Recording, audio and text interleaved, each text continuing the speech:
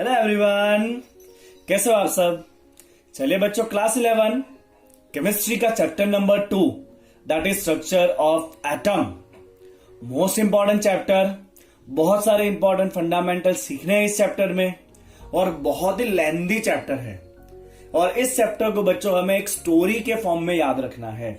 Okay, और जब आप ये पूरा स्टोरी साथ में सुनोगे ना तो आपको सीरीज बाय सीरीज जो भी इवेंट्स हुए हैं एटम के डेवलपमेंट के लिए, एटम को समझने के लिए, वो सारे आपको बहुत इजीली याद हो जाएंगे। ओके, चलिए बच्चों, तो स्टार्ट करते हैं हम स्ट्रक्चर ऑफ एटम। राइट, तो बहुत सालों पहले, करीब 500-600 साल पहले, ओके, जो फिलोसोफर्स थे, राइट, जो अपने आप को ज्ञानी मानते थे, जिसे हम ऋषि मुनि कहते हैं, ओके, तो वो जब भी कोई मटेरियल को देखते थे तो उनको हमेशा ऐसी क्वेश्चन होता था कि ये मटेरियल किसका बना हुआ है, इसके अंदर क्या है। तो उन्होंने क्या किया, उन्होंने उस मटेरियल को लिया, उसके टुकड़े किए, किए, ओके, और एक फाइनली ऐसे टुकड़े पे पहुंच गए कि वहां से उसके और ज्यादा टुकड़े करने पॉसिबल नहीं था। ओके, तो जो इंडियन फिलोसोफर ने काम किया था वैसा ही सेम काम ग्रीक फिलोसोफर ने भी किया। ओके, और दोनों सेम कंक्लूजन पे आए, राइट, कि अगर हम मटेरियल को डिवाइड करते गए तो फाइनली एक ऐसा पॉइंट आ जाएगा जिसको और आगे डिवाइड नहीं करा जा सकता है। इंडियन फिलोसोफर्स ने उसको नाम दिया परम अणु, दैट इज परमाणु, और ग्रीक फिलोसोफर ने उसको नाम दिया atom, that is from word atomio. Atomio is undivisible, क्योंकि वो फाइनली पार्टिकल डिवाइड नहीं हो रहा था, इट वॉज नॉन डिविजिबल, इसीलिए ग्रीक साइंटिस्ट या ग्रीक फिलोसोफर ने उसको नाम दिया था एटम। और उन्होंने कंक्लूड किया कि कोई भी मैटर जो है वो एटम का बना है और एटम के अंदर कुछ और नहीं होता है, एटम को आप और आगे डिवाइड नहीं कर सकते हो। ओके, तो इतना हो गया बच्चों बहुत सालों पहले। चलिए तो इसके रिगार्डिंग स्टेटमेंट पे देखते हैं फटाफट बच्चों। Early Indian and Greek philosophy, matter is made up of fundamental particles, atom. Atom come from the word atomio, that is non-divisible. And now the very first scientist who used these atom to explain some properties of the material was Dalton, and we have already learnt about the Dalton's atomic theory in the first chapter. Okay, तो Dalton का atomic theory हमें पता है कि एक ही element के सारे atom जो है वो एक जैसे ही होते हैं और दूसरे एलिमेंट के एटम से वो अलग होते हैं। ओके, अलग अलग एलिमेंट के एटम एक फिक्स प्रोपोर्शन में जुड़ के मॉलिक्यूल बनाएंगे। तो ये सारी बातें बच्चों हो चुकी है। अब ये जो डाल्टन का एटॉमिक थियरी है उसका सक्सेस क्या है।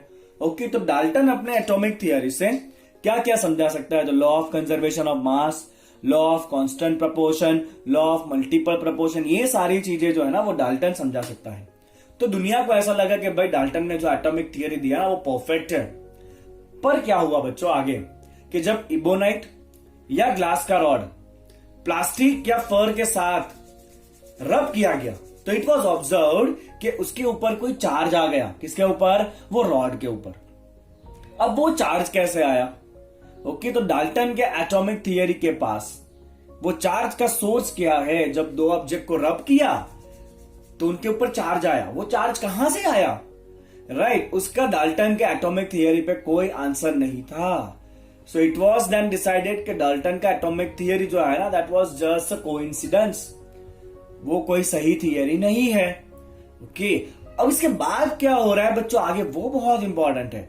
अब आगे कुछ ऐसे एक्सपेरिमेंट हुए, उसने साइंस को बदल के रख दिया, एटम का जो सोच था उसको बदल के रख दिया। देखते हैं बच्चों कौन से वो एक्सपेरिमेंट है। ओके, तो सबसे पहला साइंटिस्ट था बच्चों माइकल फैराडे। तो फैराडे ने क्या किया, फैराडे ने इलेक्ट्रोलाइट सॉल्यूशन लिया। इलेक्ट्रोलाइट का मतलब है सॉल्ट का सॉल्यूशन। उसने सॉल्ट के सॉल्यूशन में इलेक्ट्रोड रखे, मतलब मेटल के रॉड रखे या कंडक्टर के रॉड रखे। ओके, क्या किया, सॉल्ट का सॉल्यूशन लिया और उसमें कंडक्टर रखे और वहां से करंट पास कराया। तो उसने ये ऑब्जर्व किया कि जो इलेक्ट्रोड है ना वहां पे कुछ ना कुछ मटेरियल डिस्चार्ज हो रहा है, वहां पे कुछ ना कुछ प्रोडक्ट बन रहे हैं, राइट। ओके, और इसको कहते हैं इलेक्ट्रोलिसिस। बच्चों 12th में इसका पूरा चैप्टर है इलेक्ट्रोलिसिस का। ओके तो ये जो एक्सपेरिमेंट हुआ इलेक्ट्रोलिसिस का, जहां पे सॉल्ट के सॉल्यूशन में से इलेक्ट्रिसिटी पास कराने से कुछ ना कुछ प्रोडक्ट बने, तो वहां से फैराडे ने ऐसा कहा कि भाई ये जो इलेक्ट्रॉन, जो इलेक्ट्रिसिटी है ना, उसके अंदर कुछ ना कुछ पार्टिकल्स होने चाहिए। It must be stream of particles. कौन? इलेक्ट्रिसिटी। ओके चलो बच्चों देखो कहां है वो स्टेटमेंट, ये रहा। Faraday's experiment on electricity is explaining that electricity is stream of particles। अब ये पार्टिकल कौन से थे उसका फैराडे को कोई आइडिया नहीं था। फैराडे ने खाली इतना कह दिया कि इलेक्ट्रिसिटी जो है उसके अंदर बहुत सारे छोटे छोटे पार्टिकल का स्ट्रीम है।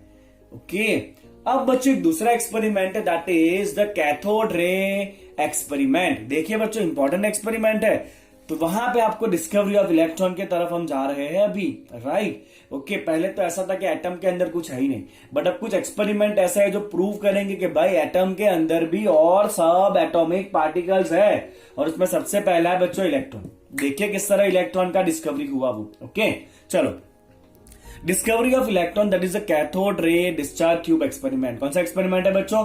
Cathode ray discharge tube experiment. करना क्या है बच्चों? एक ग्लास का ट्यूब लेना है। ओके दोनों तरफ मेटल के इलेक्ट्रोड रख देने हैं। रखिए बच्चों क्या है, ये मेटल के इलेक्ट्रोड है दोनों तरफ, राइट। यहां से आपको सील कर देना है, और फिर इस ट्यूब में से हम साथ में एक वैक्यूम पंप लगाएंगे। वैक्यूम पंप लगाने का रीजन ये है कि हमें यहाँ पे एकदम लो प्रेशर चाहिए, तो ये वैक्यूम पंप क्या करेगा, गैस को खींच लेगा, इसलिए यहाँ पे प्रेशर लो हो जाएगा, राइट। तो इसलिए हमने क्या लगाया बच्चों? वैक्यूम पंप लगा दिया ट्यूब के साथ। अब आपको क्या करना है, इन दोनों इलेक्ट्रोड को बच्चों आपको एक बैटरी के साथ जोड़ देना है। हाई वोल्टेज बैटरी रहेगा आपका ये, तो जो टर्मिनल बैटरी के पॉजिटिव के साथ जुड़ता है ना उसे हम कहते हैं एनोड। तो ये टर्मिनल, ये इलेक्ट्रोड क्योंकि बैटरी के पॉजिटिव के साथ जुड़ा है तो ये होगा पॉजिटिव टर्मिनल एनोड। ओके और जो टर्मिनल बैटरी के नेगेटिव एंड के साथ जुड़ा हुआ है, बैटरी को हम ऐसे करेंगे बच्चों, बड़ी लाइन छोटी लाइन, बड़ी लाइन छोटी लाइन। छोटी लाइन जो है वो नेगेटिव होता है, आपने 10th में पढ़ा है ऑलरेडी। तो जो आपका इलेक्ट्रोड नेगेटिव के साथ जुड़ा है ना बच्चों, उस इलेक्ट्रोड को हम कहते हैं कैथोड। ओके अब आपको क्या करना है, अब जैसे ही बच्चों फैराडे ने यहां पे वोल्टेज को बढ़ाया, तो उसने देखा कि कुछ ऐसे पार्टिकल का स्ट्रीम है जो कैथोड से निकल के एनोड तक पहुंचा। क्या हुआ बच्चों? कुछ पार्टिकल का स्ट्रीम जो है वो कैथोड से निकल के एनोड तक पहुंचा, कुछ इस तरह। तो फैराडे तो बेचारा हैरान रह गया कि भाई ये क्या हुआ, ऐसा क्या है जो कैथोड से निकल के एनोड तक पहुंचा। फैराडे को तो आइडिया ही नहीं था कि ये क्या हो रहा है। फैराडे ने क्या किया बच्चों, अंदर जो गैस था ना ट्यूब में, गैस को चेंज किया, वापस एक्सपेरिमेंट किया। वापस उसने देखा कि भाई कुछ ना कुछ तो ऐसा है जो कैथोड से निकल के एनोड तक पहुंच रहा है, राइट। क्योंकि उसको पूरा एक स्पार्क दिखा वहां पे कैथोड से एनोड तरफ जाता हुआ। अब क्योंकि ये स्पार्क या जो भी रे है वो कैथोड से चालू होकर एनोड पे पहुंचा, इसलिए उसको नाम दिया गया कैथोड रे।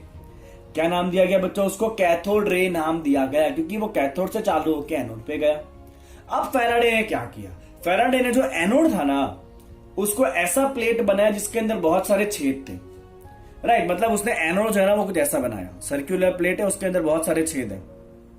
अब उसने इस तरफ का यहाँ पे एनोड रख दिया। सेम एक्सपेरिमेंट था, उसने एनोड जो है ना वो ऐसा रख दिया बच्चों। वापस उसने एक्सपेरिमेंट किया। अब उसने एनोड के पीछे ट्यूब के ऊपर लगा दिया बच्चों जिंक सल्फाइड का स्क्रीन। ये जो जिंक सल्फाइड है ना बच्चों वो फ्लोरोसेंट स्क्रीन होता है। क्या होता है वो? Fluorescent screen. तो जब भी कोई चार्ज पार्टिकल उस फ्लोरोसेंट स्क्रीन पे जाके टकराएगा ना तो वहां पे एक ब्राइट स्पॉट बनेगा। क्या बनेगा बच्चों? वहां पे एक ब्राइट स्पॉट बनेगा। Okay fine. तो फैराडे ने क्या किया, ऐसा प्लेट लिया एनोड में और उसके पीछे ऐसा स्क्रीन लगा दिया। अब उसने वापस ये एक्सपेरिमेंट किया, तो उसने देखा कि जैसे ये एक्सपेरिमेंट हुआ ना, राइट, तो इस स्क्रीन के ऊपर बहुत सारे डॉट डॉट डॉट डॉट दिखे। इसका मतलब अब ये तो फिक्स हो गया कि कैथोड से कुछ ना कुछ पार्टिकल है, कुछ ना कुछ पार्टिकल्स है कैथोड से जो निकल के एनोड की तरफ आ रहे हैं। क्योंकि ये पार्टिकल होंगे ना तब भी स्क्रीन के ऊपर बहुत सारे ब्राइट स्पॉट बने। तो हर एक ब्राइट स्पॉट क्या इंडिकेट करता है कि यहां पे कोई ना कोई चार्ज पार्टिकल आके टकराया है। तो इतना तो फिक्स हो गया बच्चों कि जब ये एक्सपेरिमेंट करा ना तो यहां से कोई नेगेटिव चार्ज वाला पार्टिकल निकला है। क्योंकि कैथोड कैसा, एनोड कैसा होता है? Positive.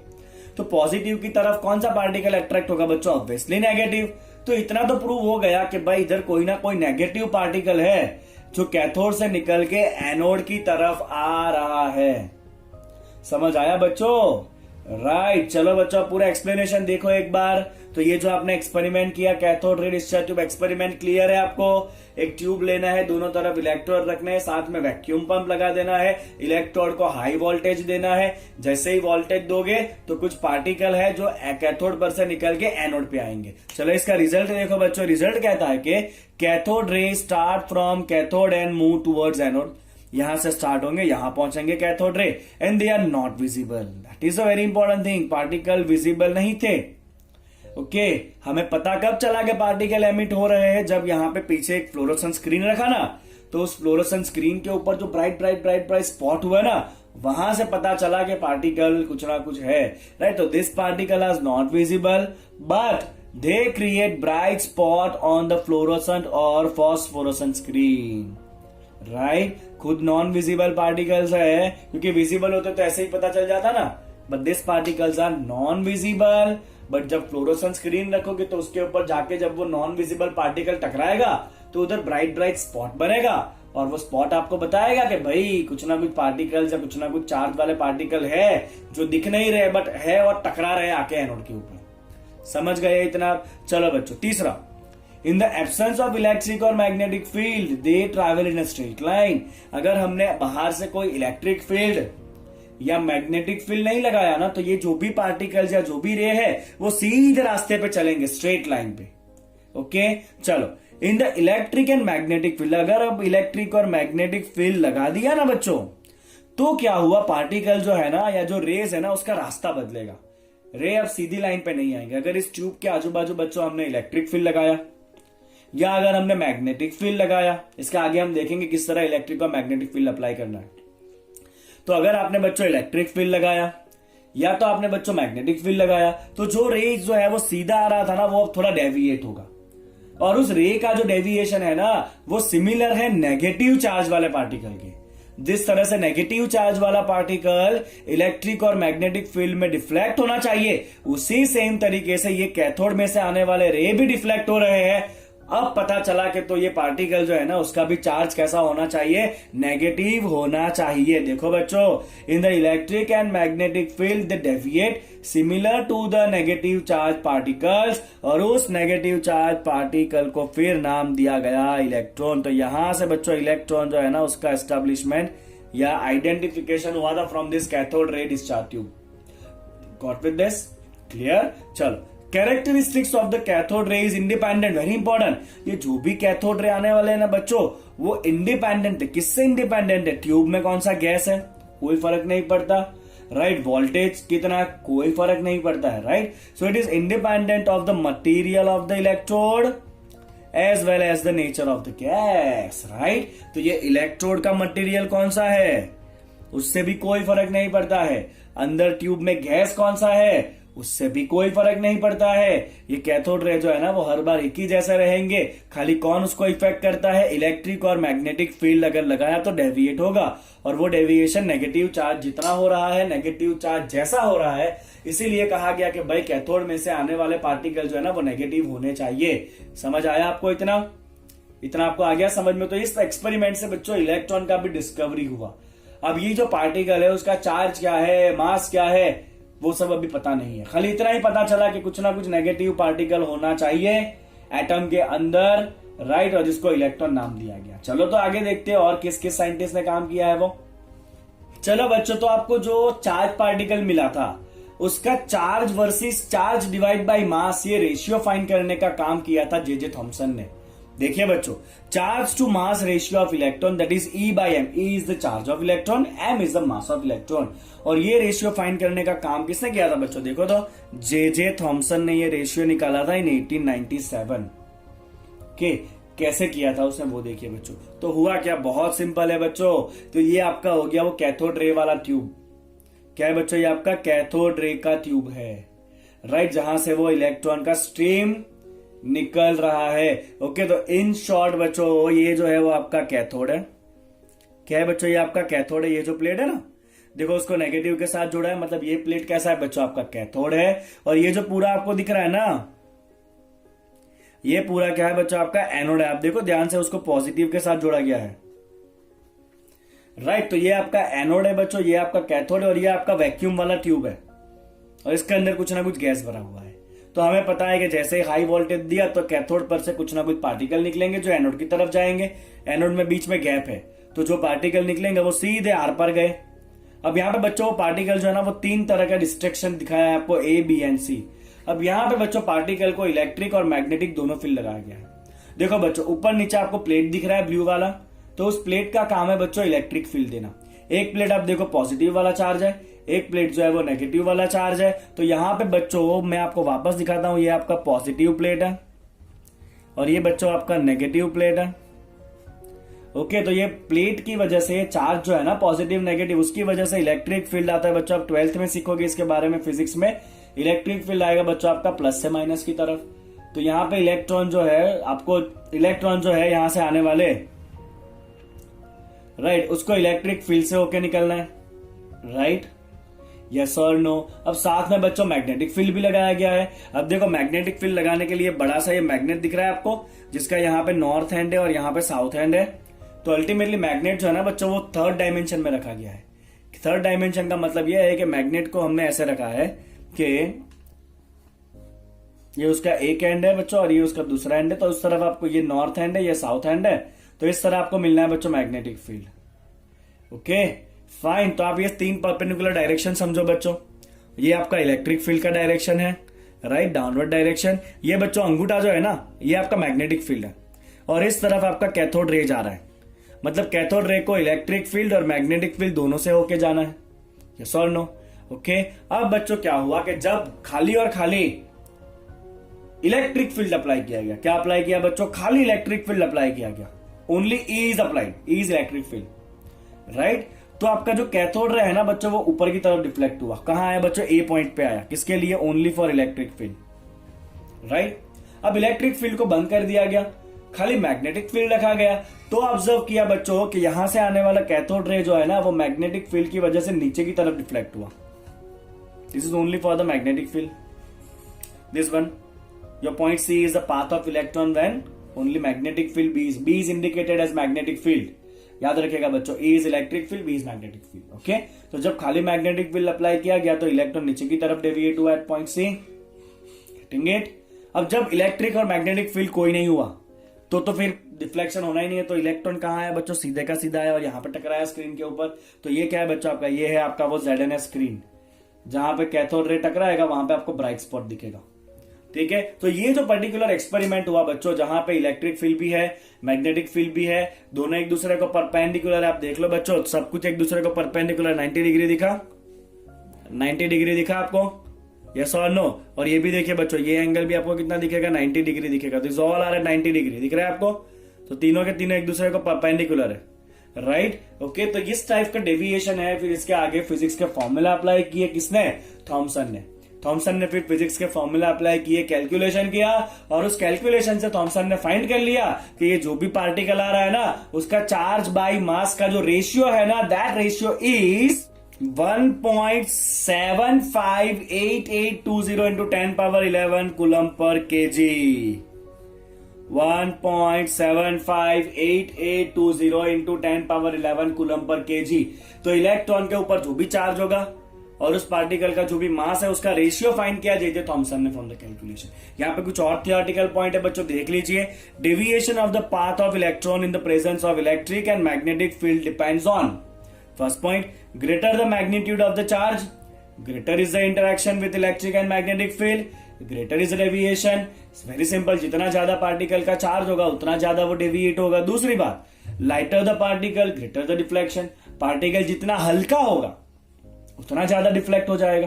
Third point, deflection increases with the increase in the voltage across the electrodes और the strength of magnetic field, right. तो 3 चीजें याद रखना है बच्चों, जितना ज्यादा चार्ज उतना ज्यादा डिफ्लेक्शन, जितना हल्का पार्टिकल उतना ज्यादा डिफ्लेक्शन। या आप इलेक्ट्रिक फील्ड या मैग्नेटिक फील्ड को जितना ज्यादा स्ट्रांग रखोगे उतना ज्यादा डिफ्लेक्शन होगा। Very simple thing. So from all this study हमें क्या कंक्लूजन मिला बच्चों, कि जो भी चार्ज का पार्टिकल है ना, वो इलेक्ट्रॉन, उसके ऊपर चार्ज और मास का रेशियो इतना है 1.758820 into 10 power 11 coulomb per KG, इतना आया आपको समझ में? तो फैराडे ने ऐसा बताया बच्चों, फैराडे ने क्या बताया? फैराडे ने बता दिया कि कुछ ना कुछ नेगेटिव पार्टिकल होने चाहिए। थॉमसन ने एक्सपेरिमेंट से उस नेगेटिव पार्टिकल का चार्ज और मास का रेशियो निकाला। अब एक नया साइंटिस्ट आ रहा है बच्चों, मिलिकन। मिलिकन ने अपना एक्सपेरिमेंट किया, ऑयल ड्रॉप एक्सपेरिमेंट, और वहां से उसने बच्चों इलेक्ट्रॉन का मास निकाला। ओके, चलो देखो क्या है मिलिकन ऑयल ड्रॉप एक्सपेरिमेंट। चलिए बच्चों, तो मिलिकन के ऑयल ड्रॉप एक्सपेरिमेंट को समझ लेते हैं पहले फटाफट। राइट, तो क्या करना है बच्चों, मिलिकन ने एक ऐसा कंटेनर ले लिया। उस कंटेनर के अंदर बच्चों उसने 2 प्लेट डाल दिए मेटल के। राइट, ऊपर वाले प्लेट को उसने बैटरी लेके पॉजिटिव टर्मिनल के साथ कनेक्ट कर दिया, और नीचे वाले प्लेट को बच्चों उसने बैटरी लेके नेगेटिव टर्मिनल के साथ कनेक्ट कर दिया। इतना आया आपको समझ में? तो अल्टीमेटली और कुछ नहीं, यहाँ पे ना बच्चों एक बैटरी कनेक्टेड है, ऊपर प्लस कनेक्टेड है, और नीचे वाले टर्मिनल के ऊपर बच्चों माइनस कनेक्टेड है। ओके, तो अगर एक बैटरी, एक प्लेट प्लस है, एक प्लेट माइनस है, मतलब दोनों के बीच में इलेक्ट्रिक फील्ड होगा। किस डायरेक्शन में होता है बच्चों? अभी मैंने बताया आपको आगे +2 माइनस, तो ये रहा बच्चों, मैंने एरो मारा है ऑलरेडी, नीचे की तरफ इलेक्ट्रिक फील्ड है। इतना हो गया बच्चों। राइट, क्या करना है पहले देख लीजिए, कंटेनर लेना है, कंटेनर के अंदर बच्चों 2 प्लेट डाल देना है, उनको बैटरी से कनेक्ट कर देना, एक प्लस रहेगा और एक माइनस रहेगा, और जो ऊपर वाला प्लेट है उसके ऊपर एक छोटा सा छेद रखना है। आपको दिख रहा है ये छेद? ओके, अब दोनों प्लेट के बीच में बच्चों आपको एक टेलीस्कोप लेना है। राइट, जिसके अंदर एक छोटा सा लेंस लगा होगा ताकि आप यहाँ पे जो भी हो रहा है उसको देख सको। ओके, दूसरी तरफ एक छोटा सा छेद रखना है, वहां से बच्चों आपको क्या करना है, एक्सरे इंसिडेंट करना है। क्या इंसिडेंट करना है बच्चों? एक्सरे। अब एक्सरे का काम क्या है? तो इधर जो भी बच्चों एयर होगा ना, उसके ऊपर जैसे ही ये एक्सरे गिरेगा ना, तो वो एयर जो है ना वो आयन बन जाएगा। क्या बन जाएगा? वो आयन, आयोनाइज्ड हो जाएगा। तो एक्सरे का काम है बच्चों इधर जो एयर है ना उसको आयोनाइज करना।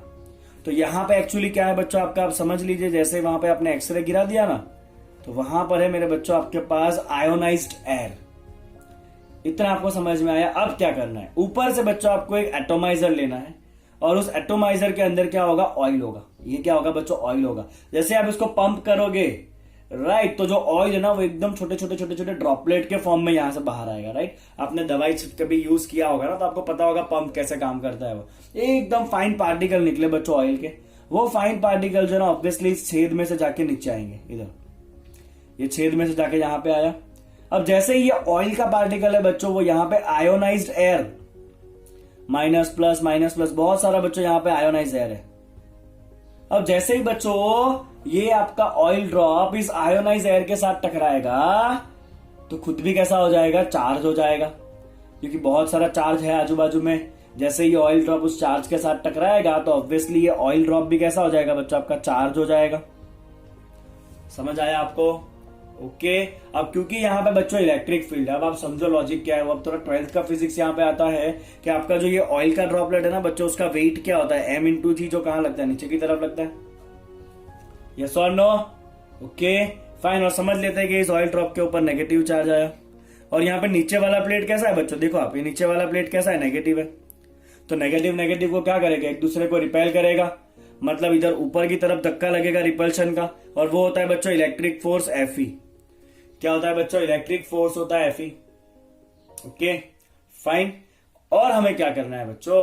अब आप यहाँ पे इस दोनों के बीच का जो वोल्टेज है ना, उसको चेंज करा के या तो इस ऑयल के ड्रॉपलेट को स्पीड में नीचे गिरा सकते हो, या फिर उसको डीएसेलरेट कर सकते हो, या फिर उसको स्टेशनरी भी रख सकते हो, क्योंकि 2 फोर्स लग रहा है, एक नीचे एक ऊपर। जब दोनों फोर्स सेम हो जाएगा तब ड्रॉपलेट कैसा हो जाना है बच्चों? स्टेशनरी हो जाने वाला है। राइट, तो ये सब आप ऑब्जर्व कर सकते हो फ्रॉम दिस टेलीस्कोप।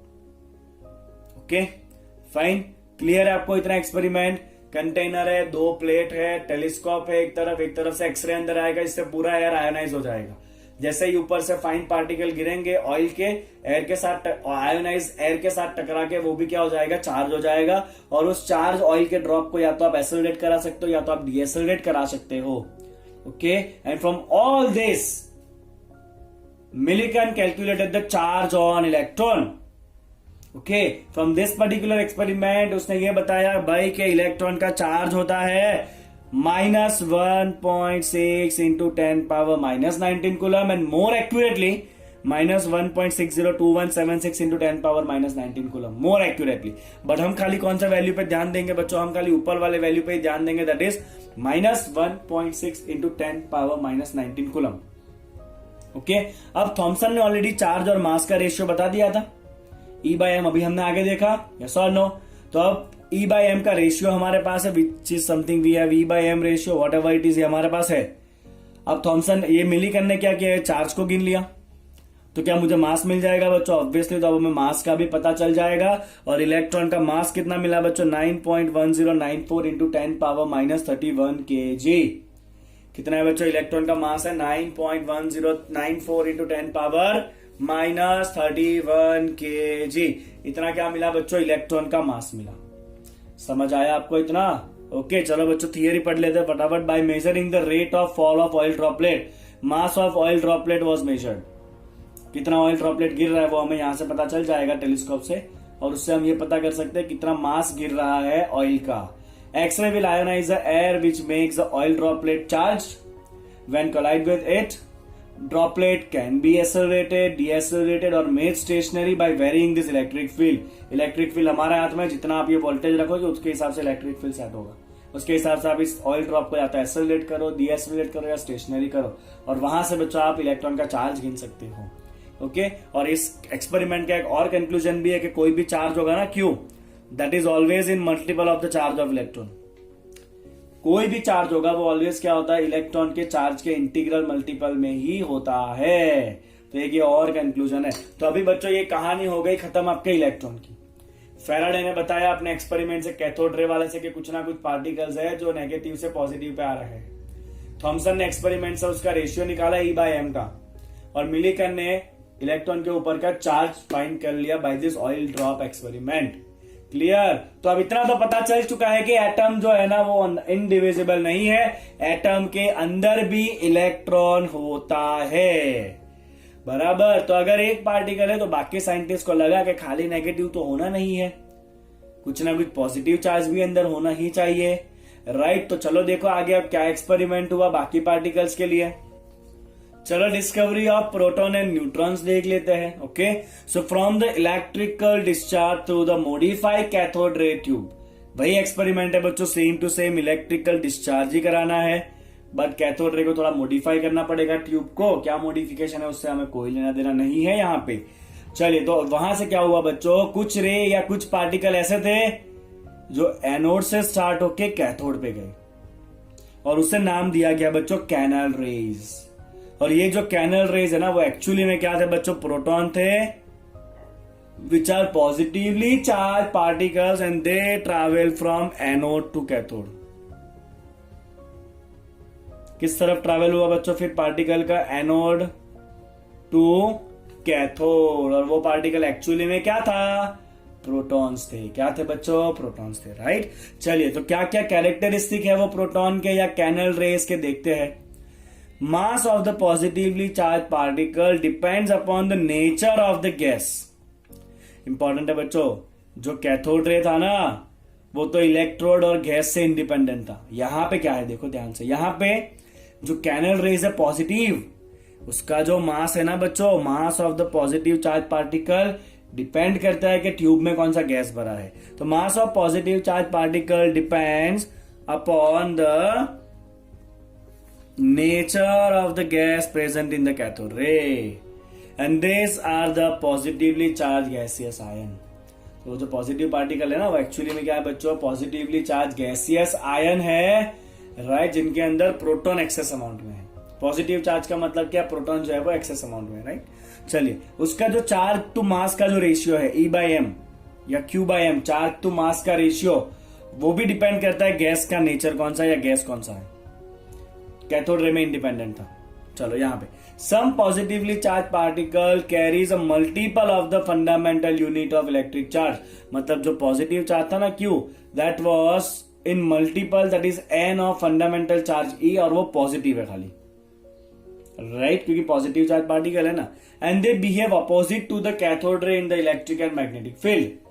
तो जिस तरह से कैथोड रे का डिफ्लेक्शन हो रहा था उससे अपोजिट डिफ्लेक्शन हो रहा है इसका, किसका, कैनल रेज का। चलिए, तो प्रोटॉन क्या है बच्चों? प्रोटॉन है बच्चों आपका smallest and lightest positive ion, and that was obtain from the hydrogen in 1919 by Goldstein.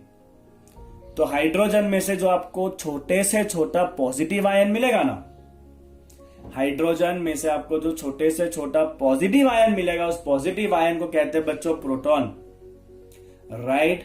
Okay, चलो बच्चों, अब न्यूट्रॉन। न्यूट्रॉन का फाउंडर है बच्चों Chadwick in the year of 1932। Okay, उसने क्या किया बच्चों? देखिएगा, न्यूट्रॉन का डिस्कवरी जो है ना, वो पूरा dependent on the radioactivity. देखो, by bombarding the thin sheet of the beryllium, क्या किया गया बच्चों? एक बेरिलियम का शीट लिया गया। Let's consider it is a sheet of beryllium, और इस बेरिलियम के शीट के ऊपर बच्चों अल्फा पार्टिकल इंसिडेंट कराया गया।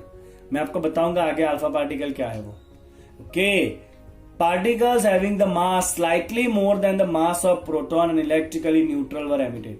तो जब बच्चों बेरिलियम का शीट लेके उसके ऊपर अल्फा पार्टिकल को इंसिडेंट कराया गया ना, तो इट वाज ऑब्जर्व्ड कि यहां से कुछ ऐसे पार्टिकल निकले जो इलेक्ट्रिकली न्यूट्रल है, और उनका जो मास है ना, वो प्रोटॉन के मास से थोड़ा सा ज्यादा है, और उस पार्टिकल को नाम देते हैं बच्चों न्यूट्रॉन। क्या नाम देते हैं उस पार्टिकल को? हम न्यूट्रॉन कहते हैं। क्या कहते हैं बच्चों उसको? न्यूट्रॉन। क्लियर? तो न्यूट्रॉन का डिस्कवरी कैसे हुआ? बेरिलियम का शीट है, उसके ऊपर अल्फा पार्टिकल इंसिडेंट हुआ, तो बेरिलियम में से कुछ छोटे छोटे पार्टिकल निकले जिसका मास जो है वो प्रोटॉन से थोड़ा ज्यादा है, and the charge is somewhat neutral. Charge कैसा है उसका? न्यूट्रल है, and that particle were named as neutron. तो बच्चों अब इतना फिक्स हो गया कि एटम कोई नॉन डिविजिबल नहीं है। एटम के अंदर तो नेगेटिवली चार्ज पार्टिकल इलेक्ट्रॉन है, पॉजिटिवली चार्ज पार्टिकल न्यूट्रॉन है, और इलेक्ट्रिकली न्यूट्रल पार्टिकल, सॉरी शायद मैंने एक स्टेटमेंट गलत बोल दिया है ना। एटम के अंदर नेगेटिवली चार्ज इलेक्ट्रॉन है, पॉजिटिवली चार्ज प्रोटॉन है, और इलेक्ट्रिकली न्यूट्रल न्यूट्रॉन भी है। इतना पता चल चुका है, राइट?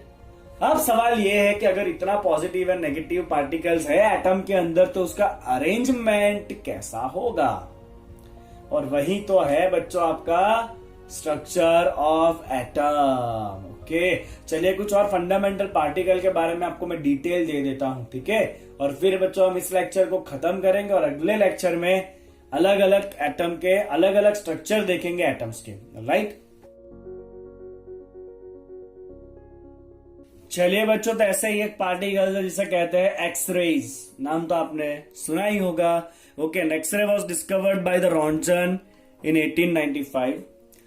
क्या है बच्चों? देखो, तो when electron strikes dense metal anode that is called as target, X-rays are produced, right? तो when there are heavy metals, इसके बारे में भी आप 12th में पढ़ोगे फिजिक्स में, राइट?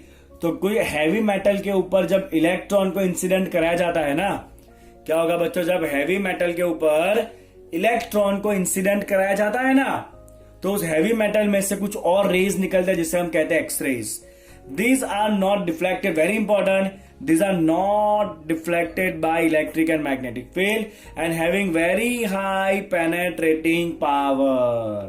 Okay, मतलब अंदर तक घुस सकते हैं वो। And they can be used to study the interior of the object, because अंदर तक जा सकते हैं, तो उससे हम मटेरियल का इंटीरियर फाइंड कर सकते हैं, राइट? उसका वेवलेंथ कितना होता है बच्चों? तो एक्सरे का वेवलेंथ होता है 0.1 nanometre, that is around 10⁻⁻10 metre. चलो, ऐसा ही रेज है बच्चों अल्फा, बीटा एंड गामा। उसका फाउंडर है बच्चों हेनरी बैक्वेलन।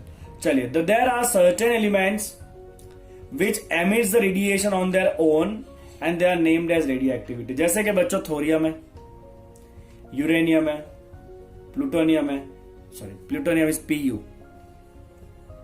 तो आपको पता ही होगा बच्चों कि ये सारे रेडियो एक्टिव एलिमेंट है कि नहीं? रेडियो एक्टिव का मतलब है वो अपने आप अपने में से कुछ ना कुछ पार्टिकल्स को एमिट करते रहते हैं। अभी जो पार्टिकल एमिट हो रहे हैं ना, वो मेनली 3 टाइप के होते हैं, that is alpha, beta and gamma. चलो, अल्फा पार्टिकल क्या है? तो आप सिंपली याद रखो बच्चों, alpha particle is nucleus of helium. क्या होता है बच्चों? अल्फा पार्टिकल होता है आपका हीलियम न्यूक्लियस। क्या होना है? अल्फा पार्टिकल आपका हीलियम न्यूक्लियस। चलिए, तो हीलियम न्यूक्लियस के अंदर क्या होगा? तो they are high energy particles having 2 units of positive charge, क्योंकि हीलियम के अंदर 2 इलेक्ट्रॉन होते हैं। बड़ा को खाली न्यूक्लियस चाहिए, तो दोनों इलेक्ट्रॉन निकल गए, तो चार्ज कितना आ जाएगा? +2। So it has 2 units of positive charge और हीलियम का एटॉमिक मास होता है 4 एंड 4 units of mass. तो ये हो गया आपका बच्चा alpha particle, that is helium nucleus. Beta particles are nothing but electrons and gamma particles are high energy electromagnetic radiation and they are non material particle. Gamma particle कैसा होता है बच्चों? नॉन मटेरियल, उसका कोई मास नहीं होता, they are just and just radiation. अगर उनके पेनेट्रेटिंग पावर की बात करेंगे अल्फा बीटा और गामा का, तो गामा का पेनेट्रेटिंग पावर मैक्सिमम है, फिर बीटा और सबसे कम पेनेट्रेटिंग पावर किसका होता है? अल्फा का होता है. इतना आप समझ लिए बच्चों, राइट? तो यहां पे बच्चों हमने सीख लिया discovery of the fundamental particles. Okay, चलो तो यहां पे इतने में ही हम रुक जाते हैं. अगले लेक्चर के अंदर बच्चों हम अब चालू करेंगे स्ट्रक्चर ऑफ एटम्स के अलग अलग models. Right, till then see you and take care.